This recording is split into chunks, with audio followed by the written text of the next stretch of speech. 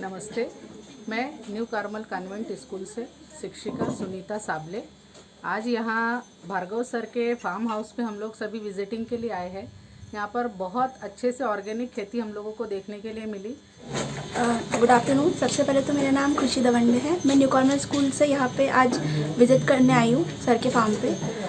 सबसे पहले तो मुझे यहाँ पे सबसे अच्छी चीज़ ये लगी कि इनका जो ड्रिप सिस्टम है, जिसमें हर एक पौधे के पास एक एक बूंद बूंद होके सारा फर्टिलाइज़र, सारी जो न्यूट्रिएंट्स है वो प्लांट्स को मिल रहे हैं, जिससे हम। My name is Radhika Vyas from class 12th। मैंने इसमें देखा है कि समय और जो बेसिक की बचत है, जो मोटर है, वो मुझे बहुत अच्छी लगी थी। कि मेरा नाम तुषार माहौर है। मैं यहाँ न्यू कार्मल स्कूल से विज़िट करने आया हूँ। मेरा ये डाउट था कि जो ऑर्गेनिक फार्मिंग है वो किस तरह से होती है, तो और मैंने देखा कि वर्मी कंपोस्ट किस तरह से बनता है, उसकी भी सारी डिटेल देखी मैंने, और उसमें क्या क्या यूज़ होता है, क्या नहीं होता है, सब तरह देखा। मेरा नाम सुजल सिंह निगम है। मैं आज यहाँ विज़िट करने के लिए आया। हमारा मतलब बहुत अच्छा स्रोत भी हो सकता है कमाई का। मैं संस्कार भाव sir new Carmel convent school की तरफ से आज हम यहाँ पे विज़िट करने आए हैं, तो हमें बहुत कुछ सीखने मिला कि कैसे हम नेचुरल तरीके से ऑर्गेनिक और नेचुरल फार्मिंग कर सकते हैं। हम लोगों का एक ब्रांच का यहाँ पे है। अभी यहाँ पर एग्रीकल्चर के जो जीवामृत मतलब प्राकृतिक नेचुरल फार्मिंग के जो प्रोडक्ट्स हैं, वो अभी बारिश ख़त्म हुई है तो वापस उसका प्रोडक्शन शुरू होगा, तो उसके लिए पीछे हम लोगों का वो रहता है पूरा। तो मैं बेसिक आपको जानकारी नेचुरल फार्मिंग्स की थोड़ी सी दे देता हूँ। और एग्रीकल्चर में बहुत सारे सेक्टर्स हैं, उसमें आपको हर चीज़ को मैनेज करके अगर आप लोग चलेंगे तभी आप लोग एक अच्छे। एग्रीकल्चर बेसिकली एक बिज़नेस हो गया है वर्तमान समय में। पुराने समय में यदि हम लोग देखें तो एग्रीकल्चर को सिर्फ एक ऐसा चीज़ मानी जाती थी कि हम लोगों ने खेत में गए, खेत में उगा लिया और हमारे घर का खा लिया, और बचा हुआ पैसे से जो मतलब अनाज बेच के पैसा है उससे हम घर चला लेते थे। केवल ये एग्रीकल्चर हुआ करता था।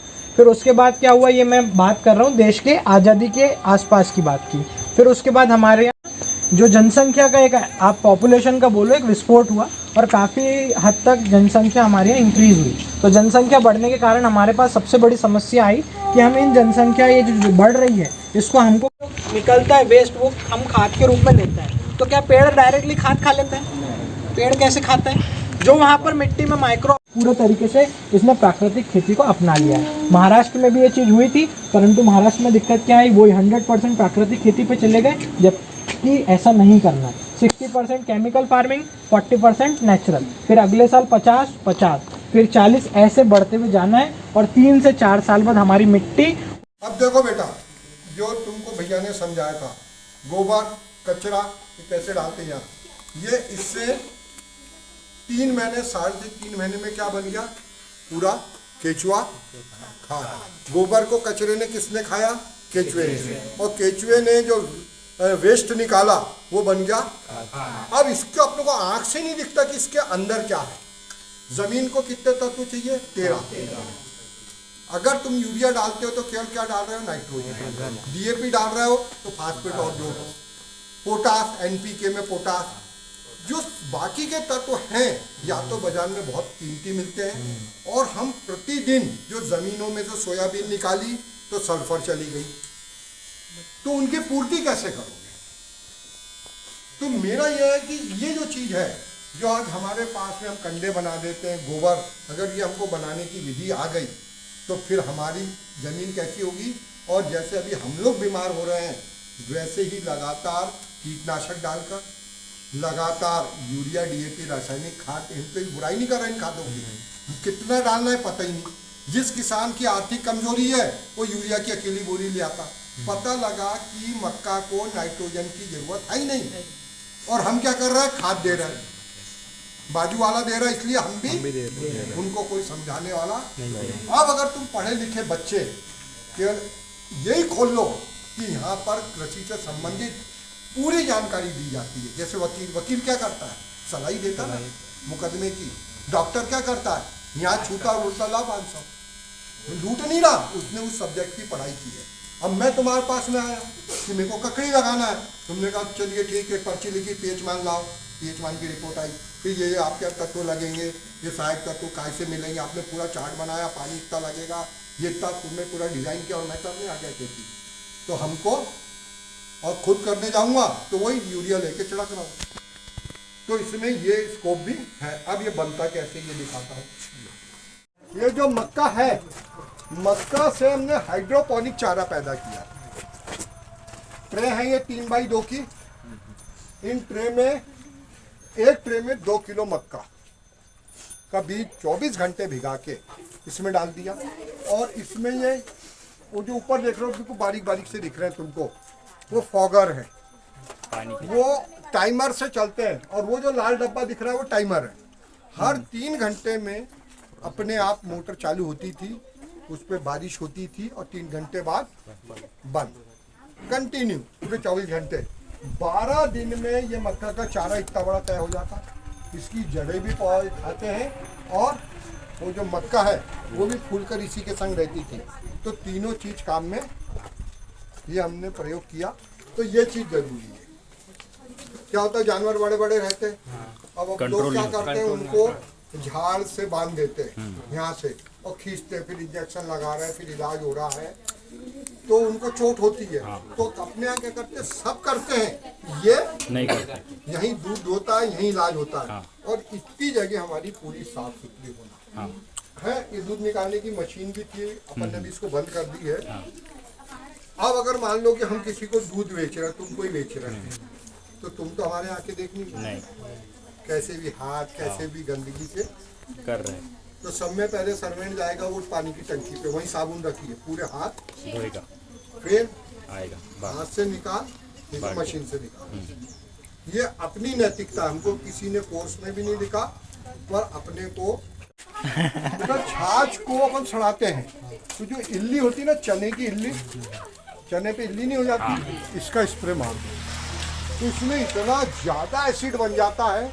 अपन वो छाछ को ज़्यादा तीखा बासी छाछ कभी पी लो, यहाँ एसिड नहीं हो लगता, तो वो पूरा की पूरा अपने आप में एसिड बन जाता है। नमस्ते, मैं न्यू कार्मल कॉन्वेंट स्कूल से शिक्षिका सुनीता साबले। आज यहाँ भार्गव सर के फार्म हाउस पे हम लोग सभी विजिटिंग के लिए आए हैं। यहाँ पर बहुत अच्छे से ऑर्गेनिक खेती हम लोगों को देखने के लिए मिली। सारे बच्चों को बहुत अच्छा नॉलेज मिला। ड्रिप मेथड यहाँ पर बहुत अच्छे से यूज़ किया गया है। हर खेत के हर पार्ट में ड्रिप मेथड का यूज़ करके पेड़ पौधों को कितने पानी की आवश्यकता है, इसकी जानकारी आज बच्चों को दी गई। कितने पोषक तत्व यहाँ पर यूज़ होना चाहिए, मट्टी की पीएच वैल्यू क्या होती है, इसकी जानकारी यहाँ पर मिली। सर ने बहुत अच्छे से बच्चों को मोटिवेशन दिया, जिसकी वजह से सारे बच्चे अभी तो फ्यूचर के लिए तैयार हो जाएंगे। धीरे धीरे ऑर्गेनिक खेती को हमारे क्षेत्र में बढ़ाने के लिए प्रोत्साहन भी मिलेगा। इतनी सारी चीज़ों को देखने के बाद में कंक्लूज़न ये निकला है कि बच्चों को मोटिवेट करने के अलावा भी हमारे क्षेत्र में जितनी फार्मिंग लोगों के पास है, उसके हिसाब से ऑर्गेनिक खेती करना कोई जानता नहीं है। ऐसे जगह पर छोटे छोटे डेवलपमेंट करके ऑर्गेनिक फार्मिंग को बना करके बच्चे अपने शिक्षा के स्तर को भी बढ़ाएंगे और हमारे क्षेत्र में ऑर्गेनिक खेती और नेचुरल खेती को भी बहुत प्रोत्साहन मिलेगा। Thank you. ताली। Good afternoon. सबसे पहले तो मेरा नाम खुशी दवंडे है। मैं न्यू कॉर्नर स्कूल से यहाँ पे आज विज़िट करने आई हूँ सर के फार्म पे। सबसे पहले तो मुझे यहाँ पे सबसे अच्छी चीज़ ये लगी कि इनका जो ड्रिप सिस्टम है, जिसमें हर एक पौधे के पास एक एक बूंद बूंद होके सारा फर्टिलाइज़र, सारी जो न्यूट्रिएंट्स है वो प्लांट्स को मिल रहे हैं, जिससे हम और अच्छी खेती करें। और सबसे पहले तो इनका जो नेचुरल फार्मिंग का जो सोर्स है वो मुझे सबसे अच्छा लगा। अभी ये बहुत कम देखने को मिलता है, लेकिन ये बहुत बड़ी बात है कि हमारे मुल्ताई जैसे शहर में ही हमारे लिए सर के फार्म पे ये सब है और हम ये सब देख पा रहे हैं। इससे हमें ये शिक्षा मिलती है कि हमारा समय भी बच रहा है और हम जीवन में और इनसे इंस्पायर होके ऐसी चीज़ें और डेवलप करें हमारे क्षेत्र में, ताकि और अच्छी नेचुरल फार्मिंग की तरफ ज़्यादा प्रोत्साहन बढ़ा सकें हम लोगों का। Thank you. My name is Radhika Vyas from class 12th। मैंने इसमें देखा है कि समय और जो पैसे की बचत है, जो मोटर है, वो मुझे बहुत अच्छी लगी थी कि मतलब अपना समय भी बच जाता है और पैसे भी बच जाते हैं। वरना मेरा नाम तुषार माहौर है। मैं यहाँ न्यू कॉर्मल स्कूल से विज़िट करने आया हूँ। मेरा ये डाउट था कि जो ऑर्गेनिक फार्मिंग है वो किस तरह से होती है, तो मैंने आज यहाँ आके देखा कि किस टाइप से फर्टिलाइज़र यूज़ करने चाहिए, कौन सा फर्टिलाइज़र यूज़ करना चाहिए, इरिगेशन कैसे देना चाहिए, ज़्यादा देना चाहिए, कम देना चाहिए, इस तरह के मेरे डाउट थे वो सब क्लियर हो गए हैं। और मैंने देखा कि वर्मी कंपोस्ट किस तरह से बनता है, उसकी भी सारी डिटेल देखी मैंने, और उसमें क्या क्या यूज़ होता है, क्या नहीं होता है, सब तरह देखा। मेरा नाम सुजल सिंह निगम है। मैं आज यहाँ विज़िट करने के लिए आया हूँ और खेती को देखकर मुझे आज ये पता चला कि हम आगे भी बहुत अच्छी तरह से खेती भी कर सकते हैं और ये हमारा मतलब बहुत अच्छा स्रोत भी हो सकता है कमाई का। और खेती से जुड़े रहना चाहिए और मैं ज़रूरी नहीं है कि मैं कुछ और बनूं, मैं खेती की ओर भी मतलब जागरूक हुआ हूं अभी और मैं खेती मतलब करना भी चाहता हूं। मैं संस्कार भावसर न्यू कॉर्मल कॉन्वेंट स्कूल की तरफ से आज हम यहाँ पे विज़िट करने आए हैं, तो हमें बहुत कुछ सीखने मिला कि कैसे हम नेचुरल तरीके से ऑर्गेनिक और नेचुरल फार्मिंग कर सकते हैं, जिससे हमें आज आगे जाकर रोज़गार भी मिले और हमारा प्रोडक्शन भी बढ़े और इनकम भी बढ़े। खेती के प्रति जो तुम्हारी सोच थी उसमें कोई बदलाव आया क्या? हाँ, उसमें तो बहुत इम्प्रूवमेंट हुआ कि हम कैसे आगे और कर सकते हैं ज़्यादा बेहतर करने के लिए। धन्यवाद।